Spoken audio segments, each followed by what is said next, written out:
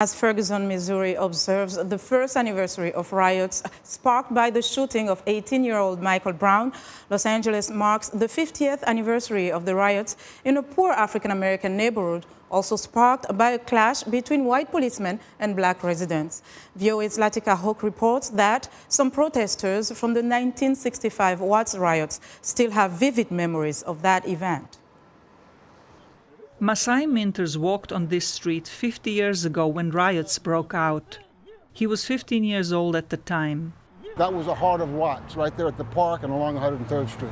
You can see the helicopters buzzing around, the fires burning, the plumes of smoke, the people in the streets, the red lights flashing, the noise, the activity. It was electric, it was crazy, it was busy. On August 11th, 1965, a routine traffic stop in Watts turned into a scuffle between police officers and the African-American community from that poor neighborhood.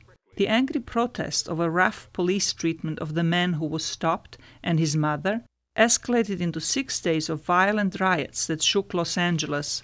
Hundreds of buildings were damaged, 34 people were killed, and more than 1,000 were wounded.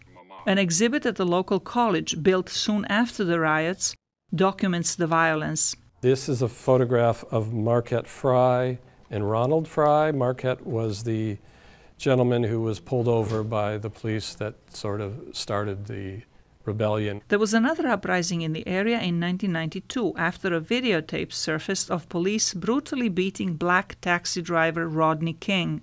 The reason that LA hasn't exploded again is because we're aware of the past.